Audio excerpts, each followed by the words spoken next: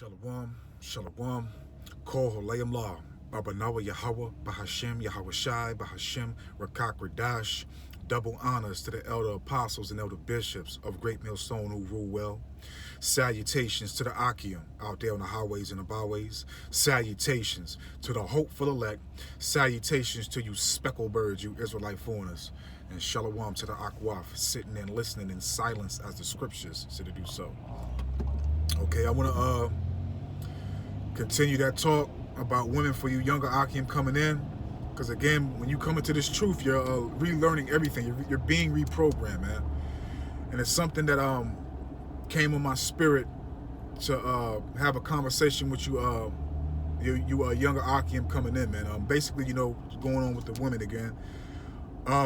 It's a difference, obviously, in this captivity in society. When you're going to deal with women, you're going to have 2/3 women that you might deal with, because we know when it comes to our law that once you lay down with the Israelite woman, you can't put her off, you know, besides like infidelity, you know, adultery. Okay.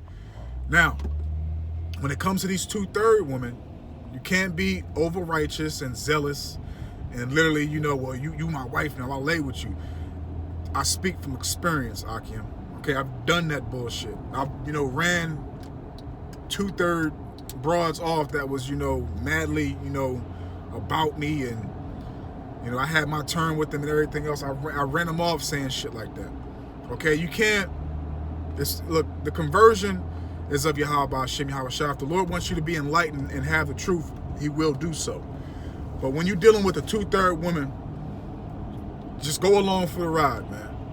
You know, don't be out here, you know, trying to teach them the gospel, preach to them, and tell them they Israelites and all that other shit and everything else. Just, you know, be a regular citizen when it comes to these 2/3 women, man.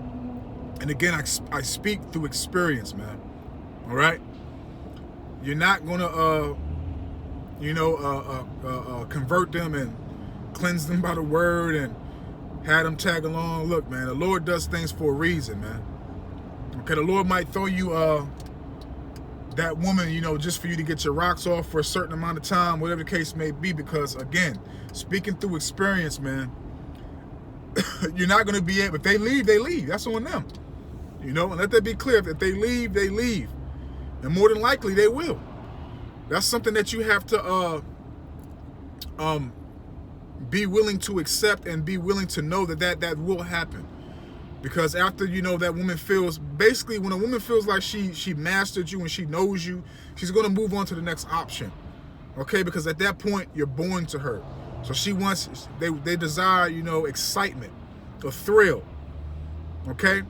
And that's why, you know, they always cleave onto 2/3 wicked ass niggas, because they're highly emotional, just like the woman, unstable.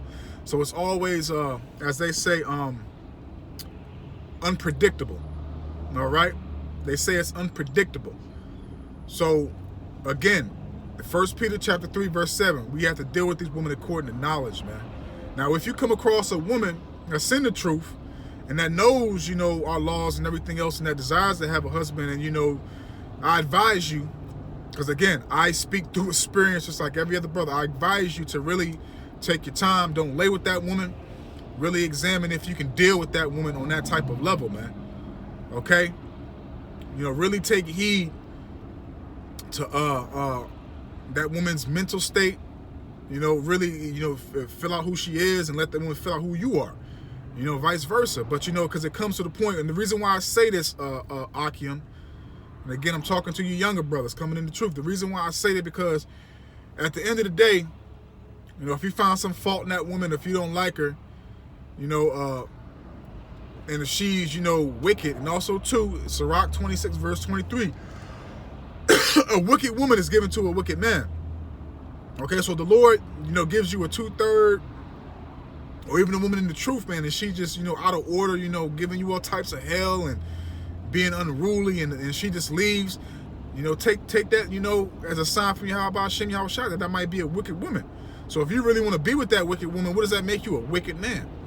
Okay, but, you know, back to the subject at hand. I just want, you know, throw that out there. Back to the subject at hand, you know, because you don't want to put, you know, lay down with that woman, and, you know, you find out that she's wicked, she's unruly, and then you somewhat stuck with that woman, or if you just put her off, It's going to cause her to commit adultery instead of you dealing with the matter and examining the matter before you put yourself in that predicament. Okay? And then that woman can't, be with another man because she already lay with you and you're her husband.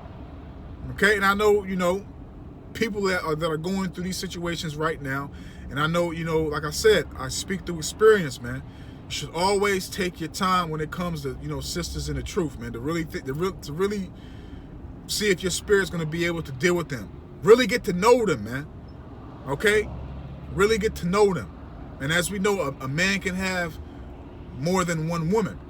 So if you really find a sister that's in the truth and you really, you want to, put the scope on her, you want to examine her, cool, do that. But if you need to get your rocks off, have another woman on the side for that, a 2/3 woman or something like that, man. Because again, we must deal with these women according to knowledge, man.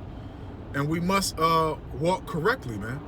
Okay, it says in the verse of the book of 1 Samuel chapter 2, somewhere, I believe in the 20s, if I'm not mistaken, Samuel's sons was popping Israelite women left and right at the altar and just, tossing them back out to the streets, as Jake does now. So when you meet Israelite women that actually know this truth and understand that the Israelite woman, you can't just be popping them and tossing them back to the streets. That's wicked. And the Lord will and shall kill you, man, for that. Okay? I can't grab the precept because I'm driving, but it's in the book of 1 Samuel chapter 2, I believe, in the 20s on down somewhere. But because you're transgressing against Yahweh Hashem Yahushua, as it states in the book of Leviticus and the book of Deuteronomy, but mainly Leviticus 19 and 29, I want to say. You should not prostitute thy daughters to be a whore. And there should be no whores of the daughters of Israel, roughly paraphrasing. Okay? And also too, man, I believe it's in the book of Sirach 15. You can't be a goddamn lion in your household, man, when it comes to your woman, just because you above your woman, man. Okay, because that's worldly shit, man. Again, we deal with these women according to knowledge, man. And if you don't, and let me tell you like this, man. I had to learn that the hard way too, man, and through experience, man. If you are too consumed in women, you ain't doing what you're supposed to be doing, and you're just over righteous in general, the Lord will not give you a woman, man. I remember when I first came into the truth, I had a few women that I was dealing with, and I wasn't doing nothing that I was supposed to be doing, man. And again, I was being over righteous, telling women, what I was dealing with, you my wife now, I've been popping you in left and right, blah, blah, blah. The Lord took those women from me, man. Okay, and it was years before I actually had another woman, man. Okay, but the Lord did. The reason why I understand why He put me through that hell of not having a woman. Okay, because as men, we desire the touch of a woman. We the smell, the effeminate spirit of a woman. The comfort of a woman. Okay, but the Lord put me through that tribulation to mold me into the man that I am right now, and more in the future, man. Because again, I wasn't doing nothing. I wasn't doing no lessons. I wasn't studying. I wasn't doing anything that was required of us in this truth. I was just going to camp and thought that was enough. And then right after camp, I would call one of my broads and tell them to come meet me at the crib to get my rocks off, man. I wasn't focused on the kingdom, man. Okay, so again, man, when you come into this truth, you're being retaught, man. And furthermore, man, again, Salakia, if you're burning, man, it's understandable, man. Get you a woman, or go pay for some box, man. Point blank, period, man. Because also too, Salakia, for Wadi Yahweh Shem Yahushua Shem Rakakradash. Because as we see in society, these 2/3 women are merchandise, and you jakes are the consumers, man. When you vetting a woman and you taking her out, you doing this, you doing that, all you doing is buying the pussy, man. Literally, man. That's all you doing is buying the pussy, and the woman is basically prostituting herself, man. Okay, this is the land of whoredoms, man.